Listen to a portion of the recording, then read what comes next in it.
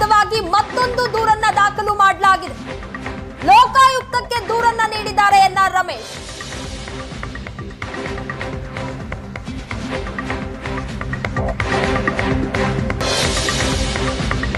CM ವಿರುದ್ಧ ಮುಡಾ ಹಗರಣ ಪ್ರಕರಣಕ್ಕೆ ಸಂಬಂಧಪಟ್ಟಂತೆ ಇಡಿ ಸಮನ್ಸ್ ರದ್ದು ಕೋರಿ ಅರ್ಜಿಯನ್ನ ವಿಚಾರಣೆ ನಡೆಸಲಾಗ್ತಾ ಇದೆ.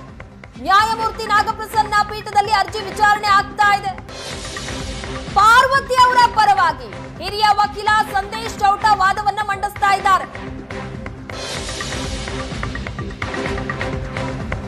ಇಡಿ ನೋಟಿಸ್ ಅನ್ನ ರದ್ದು ಮಾಡುವಂತೆ ಅರ್ಜಿಯನ್ನ ಸಲ್ಲಿಕೆ ಮಾಡಲಾಗಿತ್ತು. ಪಾರ್ವತಿ ಅವರು ಹಾಗೆ ಭೈರತಿ ಸುರೇಶ್ ಅವರಿಂದ ಆ ಅರ್ಜಿಯ ವಿಚಾರಣೆ ಇವತ್ತು ನಡೀತಾ ಇದೆ ಕೋರ್ಟ್ನಲ್ಲಿ. ನ್ಯಾಯಮೂರ್ತಿ ನಾಗಪ್ರಸನ್ನ ಪೀಠದಲ್ಲಿ ಅರ್ಜಿ ವಿಚಾರಣೆ ಆಗ್ತಾ ಇದೆ.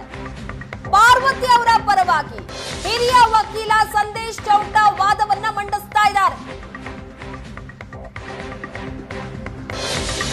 ಇಡಿ ನೋಟಿಸ್ ನೀಡಿರೋದೇ ಕಾನೂನು ಬಾಹಿರ ಅಂತ ಕಳೆದ ಬಾರಿಯ ಹಿಯರಿಂಗ್ ಅಲ್ಲೂ ಸಹ ಹೇಳಿದ್ರು, ವಾದವನ್ನ ಮಂಡನೆ ಮಾಡಿದ್ರು.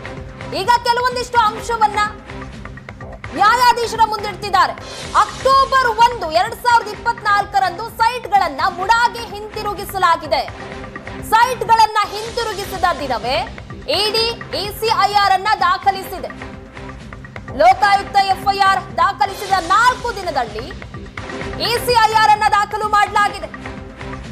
ಪಾರ್ವತಿ ಅವರು ಸೈಟ್ಗಳನ್ನ ಉಪಯೋಗ ಮಾಡ್ತಾ ಇಲ್ಲ. ಇದು ಸಂದೇಶ್ ಚೌಟ ಅವರ ವಾದ, ಪಾರ್ವತಿ ಅವರ ಪರವಾಗಿ. ಅಕ್ಟೋಬರ್ 1, 2024ರಂದು ಸೈಟ್ಗಳನ್ನ ಮುಡಾಗೆ ಪಾರ್ವತಿ ಅವರು ಹಿಂತಿರುಗಿಸಿದ್ದಾರೆ. 14 ಸೈಟ್ಗಳನ್ನು ಸಹ. ಯಾವತ್ತವರು ಸೈಟ್ ಅನ್ನ ಹಿಂತಿರುಗಿಸಿದ್ರು ಅದೇ ದಿನ ಇಡಿ ಇಸಿಐಆರ್ ಅನ್ನ ದಾಖಲು ಮಾಡಿಕೊಂಡಿದೆ.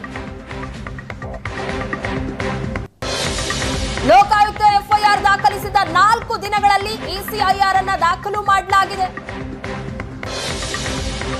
ಅವರು ಇಸಿಐಆರ್ ದಾಖಲು ಮಾಡಿದ್ರಲ್ಲ, ಆದ್ರೆ ಪಾರ್ವತಿ ಅವರು ಆ ಸೈಟ್ಗಳನ್ನ ಉಪಯೋಗ ಮಾಡ್ತಾ ಇಲ್ಲ. ಆಲ್ರೆಡಿ ಕೊಟ್ಟಾಗಿತ್ತು, ಹಿಂತಿರುಗಿಸಿ ಆಗಿತ್ತು ಅಂತ ವಾದ ಮಂಡನೆ ಮಾಡ್ತಾ ಇದ್ದಾರೆ. ಇದ್ರ ಬಗ್ಗೆ ಹೆಚ್ಚಿನ ಡೀಟೇಲ್ಸ್ ಕೊಡ್ತಾರೆ ನಮ್ಮ ಪ್ರತಿನಿಧಿ ರಮೇಶ್. ರಮೇಶ್, ಈಗ ಸಂದೇಶ್ ಚೌಟ ಅವರು ಯಾವ ರೀತಿಯ ವಾದ ಮಂಡನೆ ಮಾಡ್ತಾ ಇದ್ದಾರೆ ಪಾರ್ವತಿ ಅವರ ಪರವಾಗಿ?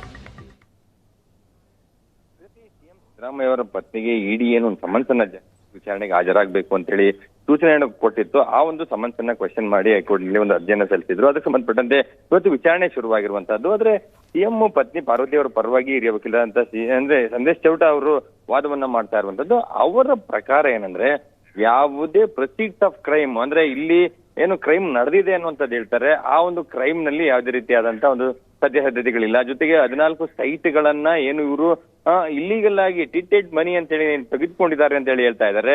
ಅದನ್ನ 2024 ಅಕ್ಟೋಬರ್ 1ರಂದೇ ವಾಪಸ್ಸು ಅಂದ್ರೆ ಕಾಂಪಿಟೆಂಟ್ ಅಥಾರಿಟಿಗೆ ಅಂದ್ರೆ ಮೂಡಾಗೆ ಅದನ್ನ ವಾಪಸ್ ನೀಡಲಾಗಿರುವಂತದ್ದು. ಯಾವತ್ತು ಪಾರ್ವತಿ ಅವರು ಈ ಒಂದು ಸೈಟ್ಗಳನ್ನ ವಾಪಸ್ ನೀಡಿದ್ರು ಅವತ್ತೇ ಈ ಒಂದು ಏನು ಇಸಿಆರ್ ನ ದಾಖಲು ಮಾಡಿಕೊಂಡು ತನಿಖೆಯನ್ನ ಮಾಡ್ಲಿಕ್ಕೆ ಮುಂದಾಗಿದ್ದಾರೆ.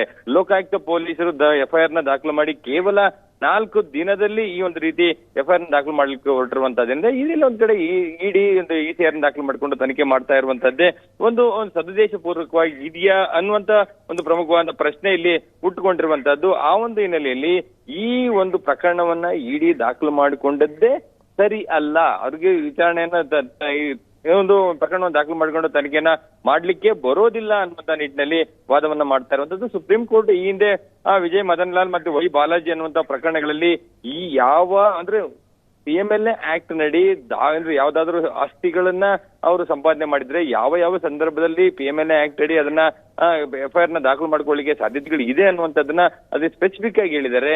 ಆದ್ರೆ ಆ ಆಸ್ತಿಗಳನ್ನ ಅವರು ಪೊಸೆಷನ್ ಅಲ್ಲಿ ಇಟ್ಕೊಳ್ಬೇಕು, ಅದ್ರ ಎಂಜಾಯ್ಮೆಂಟ್ ಇರಬೇಕು ಅಥವಾ ಅದರ ಆಕ್ಟಿವಿಟಿ ಮಾಡ್ತಿರ್ಬೇಕು ಅಂತ ಸಂದರ್ಭದಲ್ಲಿ ಮಾಡ್ಲಿಕ್ಕೆ ಸಾಧ್ಯವೇ ಹೊರತು ಈಗ ಆಸ್ತಿಗಳನ್ನ ವಾಪಸ್ ಕೊಟ್ಟಂತ ಸಂದರ್ಭದಲ್ಲಿ ಕೂಡ ಈ ರೀತಿ ತನಿಖೆಯನ್ನ ಮಾಡ್ಲಿಕ್ಕೆ ಹೊರಟಿರುವಂತದ್ರಿಂದ ಇದು ಸದುದ್ದೇಶ ಪೂರಿತವಾಗಿ ಇಲ್ಲ, ಇಡಿ ಮಾಡ್ತಿರೋದು ಸರಿಯಲ್ಲ. ಹಾಗಾಗಿ ಸಮನ್ಸನ್ನ ರದ್ದು ಮಾಡಬೇಕು ಅನ್ನೋ ನಿಟ್ಟಿನಲ್ಲಿ ಅವರು ವಾದ ಮಂಡನೆಯನ್ನು ಮುಂದುವರಿಸಿರುವಂತಹದ್ದು.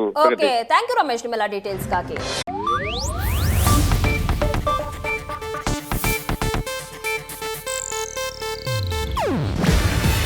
ಇದು ಏಷ್ಯಾನೆಟ್ ನ್ಯೂಸ್ ನೆಟ್ವರ್ಕ್ ಪ್ರಸ್ತುತಿ. ನೀವು ನೋಡ್ತಿದ್ದೀರಾ ಏಷ್ಯಾನೆಟ್ ಸುವರ್ಣ ನ್ಯೂಸ್.